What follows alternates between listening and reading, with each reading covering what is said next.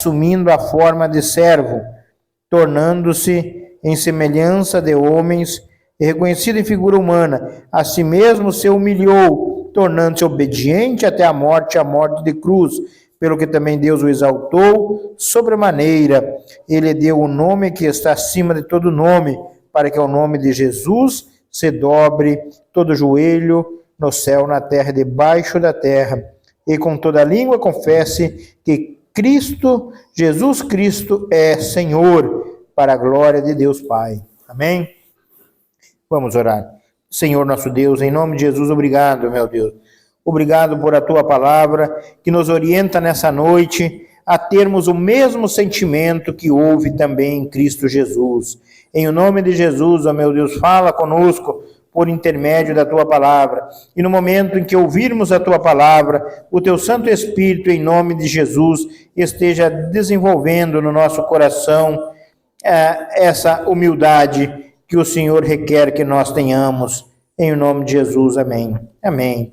Vamos sentar e vamos meditar nessa palavra, nessa noite, em nome de Jesus. Então, aqui no início do 2, aqui fala de humildade, né? No 2:1, diz: se há, pois, alguma exortação em Cristo, alguma consolação de amor, alguma comunhão do Espírito, se há entranhas, afetos e misericórdia, completai a minha alegria, de modo que penseis a mesma coisa, tenhais o mesmo amor, e sejais unidos de alma, tendo o mesmo sentimento. Nada façais por partidarismo ou vanglória, mas por humildade, considerando cada um os outros superiores a si mesmo.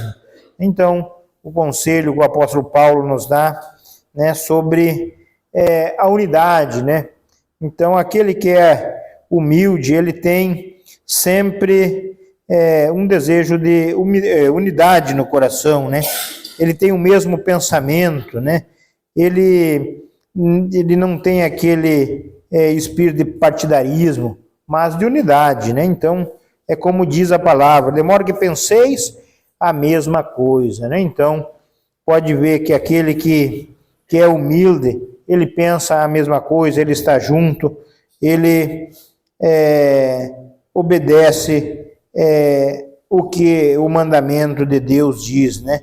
Tenhais o mesmo amor, sejais unidos de alma, tende o mesmo sentimento. Então é isso que Deus requer para nós. Nós, como um coração humilde, né? Que nós estejamos sempre juntos, né? No mesmo propósito. Pense a mesma coisa, né? Então o que Deus tem colocado nesses dias no nosso coração? Para nós estudar a palavra de Deus, né? Então nós temos que pegar junto, né? Na obra do Senhor. Se é para nós estudar, vamos estudar dentro das condições de cada um, né? Aquele que tem mais tempo estuda mais, aquele que tem menos estuda menos, mas sempre esforçando-se para fazer, né? Então tenhais de modo que pense a mesma coisa, né? Então nós estamos congregando numa igreja e temos que ter o mesmo pensamento, né? Então temos que ser humilde à direção do Espírito Santo, porque quando Deus direciona o pastor, ele está sendo direcionado, o pastor está sendo direcionado pelo Espírito Santo, né? Nós temos que pensar a mesma coisa. Se é para nós estudar, vamos estudar. Tenhais o mesmo amor, né? Então, a Bíblia diz que o amor de Deus ele é derramado no nosso coração pelo Espírito Santo, né? Então, temos que pedir a Deus, Senhor, como diz a sua palavra, né? Quando nós orar, sempre temos apoio, amparo na nossa oração, amparo bíblico. Pode ver que todas as orações que os profetas faziam, os reis, eles faziam enquadrado na palavra de Deus. É assim que temos que orar. Então, se eu preciso amor no meu coração, tenho que pedir a Deus, né? E aonde que diz que o amor de Deus é derramado? Romanos 5:5, né? O amor de Deus é derramado no nosso coração pelo Espírito Santo. Então, meu Deus, em nome de Jesus, ó meu Deus, como diz a tua palavra, Romanos 5:5, né? Que o amor de Deus ele é derramado no nosso coração. Derrama desse amor abundantemente no meu coração e no coração dos meus irmãos, né?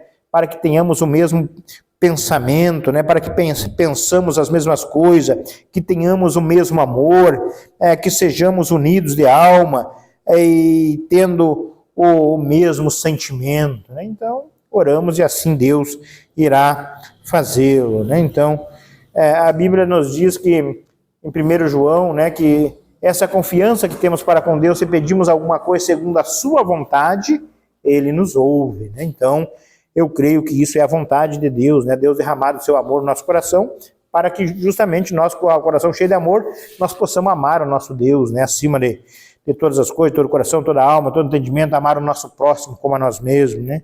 Então, temos que pedir a Deus, no 3, não façais nada por partidarismo ou vanglória, mas por humildade, considerando cada um os outros superiores a si mesmo, né? Então, nós temos que sermos humildes. Logo mais eu vou passar uns exemplos aqui. Eu estou lendo Gênesis, né? Eu estou vendo aqui a vida, olhando. Eu vejo a leitura da Bíblia como uma peneira, né? Cada vez que tu vai lendo, né? Tu vai, vamos dizer assim, você vai armazenando coisas que eu não tinha visto na outra leitura que eu passei por Gênesis, né? Agora eu vendo e tirando assim. Da história de Jacó, eu vi uma grande humildade na vida de Jacó, né? E assim como no coração de Davi, né? Então, cada vez que a gente vai peneirando, assim, vai lendo, né? A gente vai absorvendo, né? Deus vai trazendo conforme a nossa necessidade, né? Então, eu vendo o grande humildade no coração de Jacó. Depois nós vamos ver os versículos que exemplificam mais isso, né? Então é isso que diz aqui no versículo 3, né?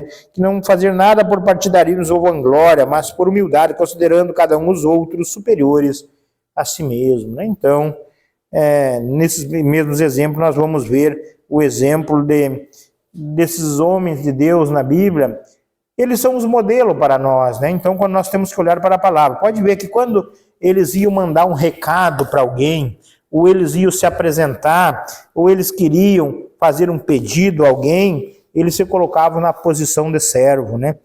Pode ver que o próprio apóstolo Paulo, né, várias vezes, né, na abertura da carta, né, na saudação, ele dizia, né, Paulo, servo do Senhor, né? Então, esse um exemplo de humildade no coração do apóstolo, né? Assim que deve de ser o nosso coração, né? Então, não fazer nada por partidarismo, mas sempre considerando nossos irmãos superiores a nós, né? Então, que o Espírito Santo esteja gerando essa virtude de Deus no nosso coração, né? Como diz Gálatas 5:22, né? O amor, a alegria, a paz, a longanimidade, a bondade, a benignidade, a fidelidade, a mansidão, o domínio próprio, né? Então, são as virtudes de Deus que Deus ele tem para nós, né? São virtudes do Espírito Santo, né? E aquele que tem o Espírito Santo, ele tem, aquele que nasceu de novo, ele tem essa virtude, né? Então, temos que sempre pedir a Deus, né? Pedir com fé que ele vem nos fortalecer e nos dar força para nós vencer a tentação, né? Naquilo que muitas vezes o tentador ele vem nos rodear. Por isso que Jesus já nos ensinou também nós livrar na oração, pedir a ele livrar-nos da tentação, né? Então, temos que estar sempre pedindo, Senhor, ajuda, socorre, como falou o pastor ali em Pedro 5:7, lançai sobre o Senhor toda a vossa ansiedade, porque ele tem cuidado de vós, né? O diabo, vosso adversário, anda ao derredor procurando alguém para tragar, né? Então temos que lançar, Senhor, está difícil nessa área da minha vida, me socorre, me ajuda. Sermos humildes perante Deus, né? Pode ver que todas as orações que obtiveram a resposta de Deus foram orações humildes. Vocês lembram de 2 Crônicas 20, quando Josafá diz, quando chega o mensageiro para ele diz que ele teve medo, né? E o coração dele se estremeceu, um grande exército contra ele, né? E ele não tinha condição, ele disse, Senhor, em nós não resta força nenhuma contra essa grande multidão, porém, os nossos olhos estão postos em Ti, né? Então ele está dizendo, ó, Senhor, eu não tenho condições, mas o Senhor pode, né? Então, uma oração que agrada a Deus, nós nos humilhando, reconhecendo a nossa pequenez, como diz o Salmo 103, né? Que Deus conhece a nossa estrutura e sabe que somos pó, né? Então é isso que somos e temos que sempre olharmos dessa maneira, né? E aqui ele diz para o nosso irmão, né, que temos que olhar, não façais para partidarismo ou vanglória, mas, como ele diz aqui, considerando cada um os outros superiores a si mesmo. E olhar para o nosso irmão, ele sempre superior a nós, né? E que esse sentimento ele esteja no nosso coração e para que a soberba jamais cresça no nosso coração, né? Porque o provérbio, Salomão diz que a soberba procede à ruína, né? O que é procede? Vem antes, né? Aquele que é soberbo quer dizer que a consequência da vida dele vai ser a ruína, vai ser a queda, né? Mas a humildade precede a honra, né? Então aquele que é humilde, ele precede a honra, quer dizer que ele vai ser honrado, né? Então, no versículo 4, não tenha cada um em vista o que é propriamente seu, senão também cada qual o que é dos outros, né? Então, está falando que temos que ter um coração humilde, um coração de servo, né? E aqui no versículo 5, nós vimos um conselho do Espírito Santo, né? Tendo em vós o mesmo sentimento que houve também em Cristo Jesus. Então, qual é o sentimento que houve, que deve de haver no nosso coração? Quem é que está falando aqui? É Deus falando, né? Um conselho do Espírito Santo, né? Tendo em vós o mesmo sentimento que houve também em Cristo Jesus. Então, o que houve com Cristo? Qual é o sentimento que houve em Cristo Jesus, né? Hebreus 12, ele fala, né, que nós temos que tirar todos os embaraços, né, desembaraçando do peso, do pecado que tenazmente nos assedia. Nós temos que correr a carreira que Jesus propôs para nós, olhando firmemente, né, para o autor e consumador da fé, Jesus Cristo, o qual, em troca da alegria que estava proposta, suportou a cruz, né? Então, está dizendo assim, vocês têm que olhar para Cristo, né? Que Cristo, ele, apesar do sofrimento que ele teve, ele não desistiu, porque tinha uma alegria proposta para ele, né? Então, ali fala da fé, né? Fala, tendo a rodear-nos tão grande número de testemunhas, fala do capítulo anterior dos heróis da fé, homens cerrados pelo meio, passados a fio de espada, né? Então, esses, eles não flocharam, né? Então, aqui, o apóstolo Paulo diz que nós temos que ter o mesmo sentimento que houve em Cristo. Então, o sentimento de servo, né? De sentimento de humildade, que há uma recompensa, né? No versículo 6 diz, porque ele, subsistindo em forma de Deus, não julgou com usurpação ser igual a Deus, né? Então, Jesus, sendo Deus, né? Ele despiu-se da sua glória, né? Ele se fez servo. Ele diz no 7, a si mesmo se esvaziou, assumindo na forma de servo, tornando-se semelhança de homem e reconhecido em figura humana, né? Então, Jesus, ele não precisaria, um exemplo, ele poderia pular essa fase do sofrimento, mas não teria como, né? Então, ele teria que passar por isso. E ele se esvaziou, ele se despiu-se da glória de Deus, né? A Bíblia diz que ele não julgou com usurpação ser igual a Deus, né? E antes a si mesmo se esvaziou, assumindo em forma de servo, tomando em semelhança de homens e reconhecido em figura humana. Então Jesus, ele se fez homem, ele sofreu aquilo que nós sofremos, né? Então, os pregos que Jesus levou lá na cruz, todo aquele sofrimento que ele passou, é o sofrimento que, vamos dizer, que um ser humano ele sofre, né? Então, ele sendo Deus, ele se esvaziou, ele se humilhou e se tornou em figura humana, né? Então, para que os planos de Deus fossem estabelecidos, né? Ele diz assim no 8, a si mesmo se humilhou, tornando-se obediente até a morte e a morte de cruz, né? Então pode ver que a humildade, ela gera gera a obediência, né? Então, por que ele se humilhou? Por causa que ele era obediente a Deus, né? Então, no 8 deixa bem claro, assim mesmo se humilhou, tornando-se obediente até a morte e a morte de cruz, né? Então, ele não tinha como ele escapar da cruz, né? Esse era o único processo para a salvação da raça humana, né? Alguém teria que pagar por a nossa culpa, né? E Jesus, ele se colocou na brecha e foi no nosso lugar, né? Então, se humilhou, tornando-se obediente até a morte e a morte de cruz, né? Por isso que a palavra de Deus nos diz em João, né, que ele diz, não desci do céu para fazer a minha vontade, mas a vontade daquele que me enviou, né? Então, Jesus diz, não, eu vou descer lá e vou salvar a humanidade. Não é assim, Deus o enviou, né? Por isso que João 3,16 diz, Deus amou o mundo da maneira que deu seu Filho unigênito para todo aquele que nele crê não pereça, mas tenha a vida eterna, né? E quando ele diz que ele desceu do céu não para fazer a minha vontade, mas a vontade daquele que me enviou, então ele foi enviado de Deus e em obediência ao Pai, né? Ele, sendo Deus, ele obedeceu ao Pai, morreu a morte de cruz para nos dar o exemplo de obediência, de humildade, né? Então temos que ser obedientes, temos que ser humilde, né, ao nosso Pai Todo-Poderoso, né? Então, aquilo que ele determinou que nós façamos, nós temos que fazer, pagar o preço que for necessário, né? Então, Jesus, ele pagou um alto preço, ele deu a sua vida, mas ele falou que em troca da alegria que está proposta, né? Então, somos nós, a alegria de Cristo, né? E graças a Deus por isso, né? No 9 diz, pelo que também Deus o exaltou sobremaneira, ele deu o nome que está acima de todo nome. Então, há uma recompensa para aquele que é humilde, para aquele que faz a vontade do Pai. Então, Cristo, o desejo dele é fazer a vontade do Pai, né? E assim ele fez e nos deu o exemplo, né?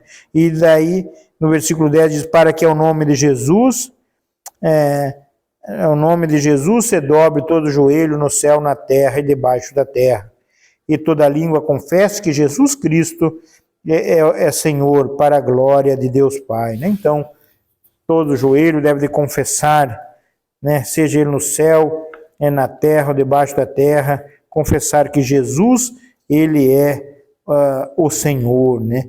Para a glória de Deus, né? Então, toda a nossa oração deve ser dada a Deus em nome de Jesus, né? Por tudo que Deus nos deu, né? Então, Jesus, como recompensa, ele ganhou um nome, né? Que está acima de todo nome, né? O nome pelo qual Deus o exaltou sobremaneira e deu-lhe o nome que está acima de todo nome, né? Então, o nome de Cristo é o nome supremo, né? O qual todo joelho deve se dobrar no céu, na terra e debaixo da terra. Então, Cristo é o maior modelo para nós, é o exemplo, né? Tende nos 5 dias, né? Tendo em vós o mesmo sentimento que houve em Cristo Jesus. Amém? Então, é isso que deve de ouvir no nosso coração, né? O mesmo sentimento que houve em Cristo Jesus. Eu vou ver aqui em João se eu acho aquelas passagens que fala de Jesus exaltando a Deus, né? No João 4, 24, ele disse-lhe Jesus, a minha comida consiste em fazer a vontade daquele que me enviou e realizar a sua obra, né? Então, o que é que Jesus está dizendo assim, ó, minha comida, o que me alimenta, o que me sacia, qual é a minha vontade, o que eu tenho que me encher, né? Fazer a vontade daquele que me enviou e realizar a sua obra, né? Então, o que é que deve de encher o nosso coração, encher os nossos pensamentos, encher a nossa vida? O que é que nós temos que nos alimentar, né? Qual deve de ser a nossa comida? A nossa comida deve, como falou Filipenses, né? Tendo em vós o mesmo sentimento que houve em Cristo. Qual que deve de ser a nossa comida, né? Nossa comida consiste em fazer a vontade daquele que me enviou e realizar a sua obra, né? Então, o nosso desejo do coração tem que ser de fazer a vontade de Cristo, né? E a Bíblia diz em Romanos 12 que a vontade de Deus ela é boa, agradável e perfeita, né? Então, se nós fizermos a vontade de Deus, nós vamos sermos recompensados, né? Vamos ver onde é mais que fala aqui. João 6,38, né? Porque eu desci do céu não para fazer a minha própria vontade, e sim a vontade daquele que me enviou, né? E no 39 diz: e a vontade de quem me enviou é esta, que nenhum eu perca de todos os que me deu. Pelo contrário, eu ressuscitarei no último dia, né? Então, qual é que é a vontade de Deus, né? É que Jesus está dizendo que a vontade de Deus é que nenhum eu perca de todos os que me deu, né? Então, qual é a vontade de Deus? Que todos nós venhamos a se manter em Cristo, né? Então, porque fomos trazidos por Deus até Cristo, né? No 44 diz: ninguém pode vir a mim se o Pai que me enviou não o trouxer, e eu ressuscitarei no último dia, né? Então está dizendo que a vontade de Deus é que nenhum Jesus perca, né? Jesus está dizendo assim, ó, essa é a vontade do Pai, que eu não perca nenhum deles, né? Então, eu tenho que fazer a vontade do Pai, eu tenho que ir até o final, né? Eu tenho um compromisso. Qual é a vontade do Pai? O Pai quer que eu não perca nenhum deles, né? Nenhum deles, como assim? De todos, que todos vão ser salvos? Não. De todos aqueles que o Pai trouxer a Cristo, né? Como diz no 44, ninguém pode vir a mim se o Pai que me enviou não o trouxer. Então, de todos aqueles que vêm até Cristo, né? Jesus, ele não lança fora. Vamos ver aqui no João 9, parece que fala. No João 8, 29, diz assim, ó: aquele que me enviou está comigo, não me deixou só, porque eu faço sempre o que lhe agrada. Jesus está dizendo, ó, aquele que me enviou está comigo. Quem é que enviou Cristo? Deus, o Pai. Está dizendo que ele está sempre com Jesus, porque Jesus sempre faz o que lhe agrada, né? Então, Jesus está dizendo assim, ó, volta e meia eu faço, volta e meia não faço. Não, Jesus está dizendo porque eu sempre faço o que lhe agrada, né? No João 14, 23 diz que aquele que me ama, aquele que guarda a minha palavra. O meu Pai o amará, viremos a ele, faremos nele morada, né?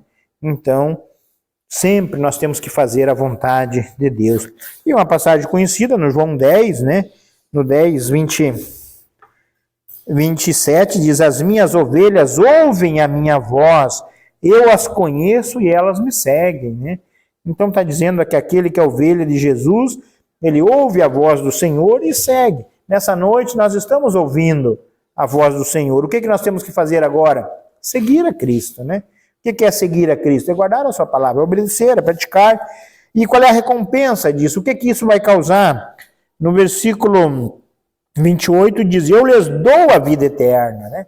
Então está dizendo, se eu ouvir a voz de Cristo, se eu crer em Cristo, se eu seguir a Cristo, o que eu vou ganhar? No 28 diz: eu lhes dou a vida eterna. Quer dizer o quê? Eu sou salvo, né?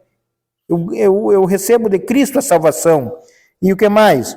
Jamais perecerão, né? Está dizendo que eu nunca vou perecer. E o que mais? E ninguém as arrebata da minha mão, né? Viu que lá no João 6, Deus diz, a vontade é essa, que você não perca nenhuma das minhas ovelhas, né? Então, Jesus está dizendo, ó, não vou perder nenhuma. Ninguém as arrebata da minha mão. Então, estamos seguros, né? Quando estamos na mão do Senhor, né? Então, por isso que o apóstolo Paulo fala, né?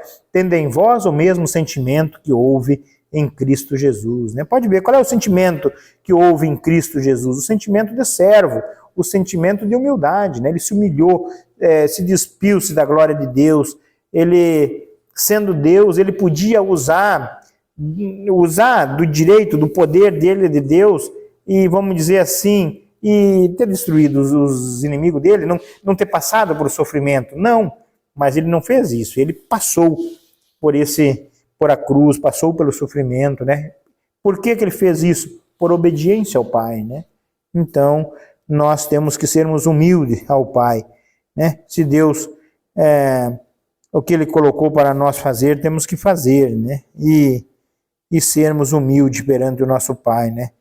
como diz o pastor, né, lançando sobre ele toda a nossa ansiedade, né? Estamos ansiosos, preocupados com algo, vamos lançar sobre o Senhor a nossa ansiedade. Senhor, né, eu coloco nas tuas mãos, né, que nem o Josafá fez. Senhor, não resta força em nós, porém nós colocamos nas tuas mãos, o Senhor pode, né? E assim que deve de ser feito, né? Filipenses diz, não andeis ansiosos de coisa alguma, né? Em tudo sejam conhecidas diante do Senhor as vossas petições pela oração e a súplica com ações de graça, e a paz de Deus, que excede todo entendimento, encherá o vosso coração e a vossa mente em Cristo Jesus, né? Então está dizendo que quando eu lançar sobre o Senhor toda a minha ansiedade, qual é o resultado disso? A paz de Deus, que excede todo entendimento, né? Que não tem como nós entender essa paz, ela vai invadir o nosso coração e nos tranquilizar, né? Por quê? Porque o problema já não é mais nosso, né? Está nas mãos do Senhor, né? É como o Senhor Jesus nos ensinou, né? Senhor, seja feita a tua vontade. Assim como o próprio Senhor Jesus nos ensinou, né? Lá na cruz, o que ele diz? Naquele momento de angústia, né? A Bíblia diz que a alma dele estava tão angustiada. Eu creio que vocês já algum dia tiveram angustiado também. Eu tive angustiado, né? E só que Jesus estava uma agonia, uma angústia tão grande que ele suava gotas de sangue, né? Suava sangue, né? E Jesus, ele diz assim, ele orou ao Pai, se possível, passa de mim essa hora, mas contudo não seja feita a minha vontade, mas a sua vontade, né? Então, mais um exemplo de submissão, de humildade, de obediência a Deus, né? Então, é isso que Deus requer de cada um de nós. Eu tinha falado que ia mandar um exemplo de Gênesis, vamos, Gênesis 28, falar sobre Jacó um pouquinho. Gênesis 28 tem um exemplo de Jacó.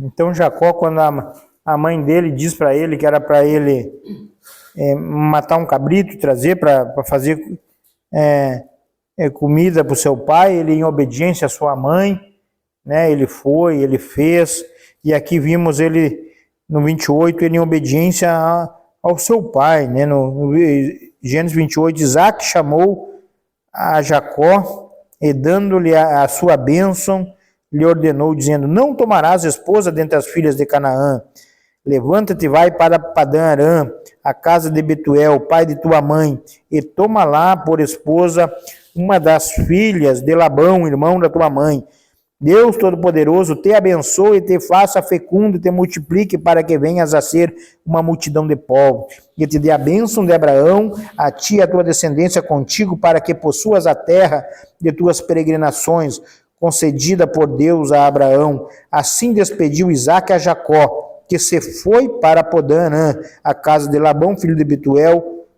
No 6, vendo, pois, Esaú que Isaque abençoara Jacó e enviara a Padã Arã para tornar de lá uma esposa para si, vendo que ao abençoá-lo lhe ordenara dizendo, não tomarás mulher dentre as filhas de Canaã, e vendo ainda que Jacó obedecendo a seu pai e sua mãe, fora a Padã Arã, sabedor também de que Isaque, seu pai, não via com bons olhos as filhas de Canaã, pois Esaú, a casa de Ismael, além das mulheres que lá possuía, tomou por mulher a Malate, filha de Ismael, filha de Abraão por irmã. Tá. Então, o que nós vimos aqui, né? Deus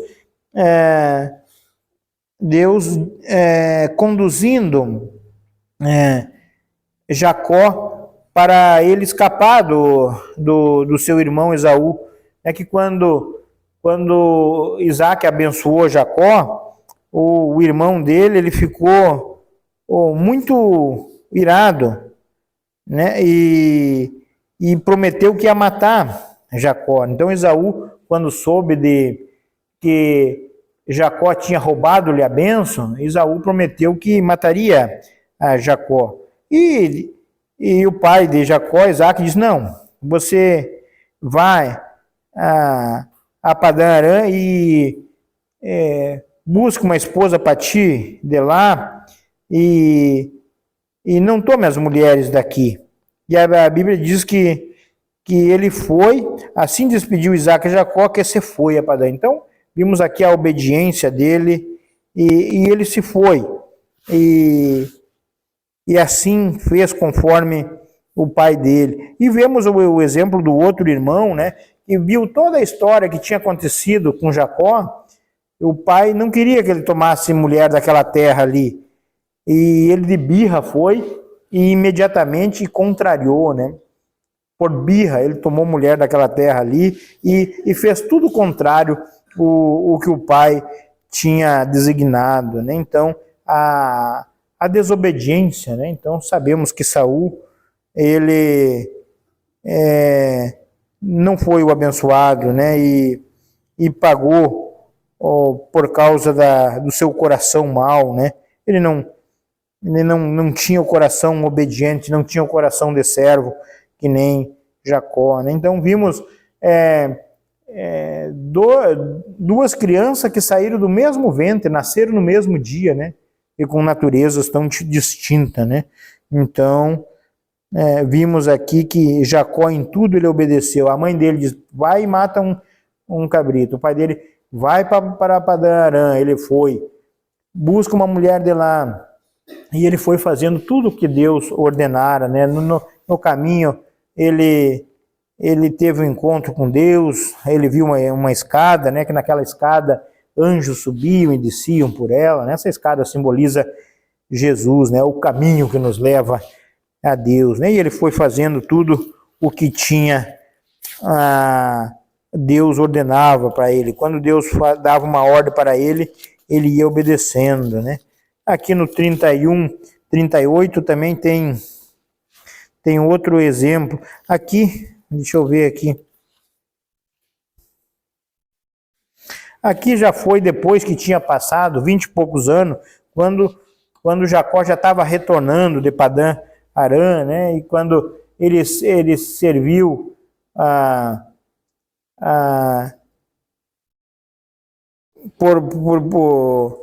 o Labão, o pai das mulheres dele, né? Raquel e Lia, serviu ali por 7 anos por uma, daí Labão enganou ele, daí ele serviu por mais 7 anos, e foi enganando ele, mas ele sempre permaneceu firme, né? Então aqui no versículo 38, quando ele decidiu sair de Padã-Arã, ele reuniu as mulheres, reuniu os filhos, os animais que ele tinha e saiu. E quando Labão ficou sabendo que ele tinha ido embora, ele veio ao encalce, veio atrás de Jacó. E no 38, Jacó esclarece para ele, diz assim, ó, 31, 38. 20 anos eu estive contigo, as tuas ovelhas e as tuas cabras nunca perderam as crias, e não comi os carneiros do teu rebanho, nem te apresentei o que era despedaçado pelas feras.